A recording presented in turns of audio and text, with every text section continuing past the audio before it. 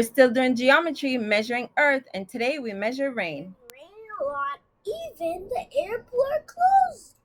Who knows? Hi everyone, your creative educator here, and welcome to Sparkstoflameseducation, where you get great science, math, and reading content, and really fun and creative ways of inspiring learning. Remember to subscribe, hit the notification so that you can see our new videos on Mondays. Like and share, and yes, subscribe now! Different places around the world will get different amounts of rainfall depending on where they're located. Some places that are located in tropical areas will have more rainfall and for longer periods of time throughout the year. Other places that are located in different locations will get average to little amounts of rainfall. When the season changes, when you have the cold and the warm air meeting, it causes precipitation, condensation, and you generally have rainfall around those times of the year. However, some places will, on a rare occasion, get lots and lots more rain than they would normally get, even as the seasons change. Sometimes the amount of rainfall is so much that it causes lots of disturbances in that area and causes lots of the normal operations in those areas to change.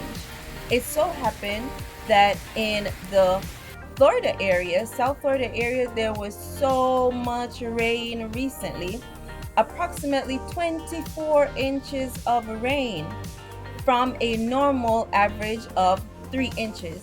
So how do you measure rainfall? So today we're going to look at a very simple way of measuring the rainfall. All we're going to use are a cylinder and a water bottle that we can use to create a funnel. To create the funnel, simply cut the top of the water bottle off. You should put my voice and then you keep talking. Like, kids, make sure you don't try. I'll just. Okay. Kids, do not try this if you're with an adult.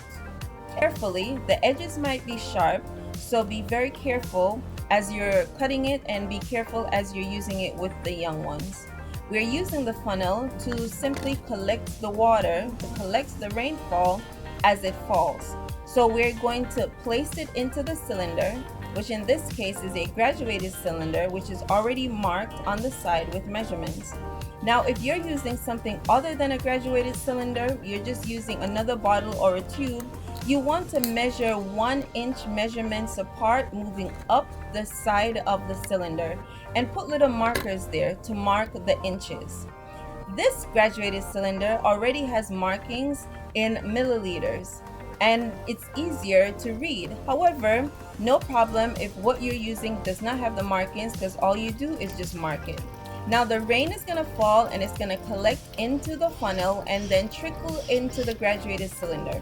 And then you could read the level that it gets to at the end of the rainfall. Now, talking about the end of the rainfall, some people love the rain and they're happy when it falls, and some people not so much. However, there are cool things that you could do when the rain falls. Of course, we know the plants love the rain. In some areas, you could collect the rainwater and store it and use it for so many wonderful things. So when the rain falls, it's usually a good thing for the plants and for people who use rainwater storage. And in those areas where they might not often get rainfall, and the rainwater is stored up in the catchment areas to be later used for people in the community, this rainfall is a good thing. However, like you saw in the title, in this case, the rainfall was so sudden because it all happened in one day, that it actually caused the closure of the airport. Can y'all believe that, people? They had to close down the airport.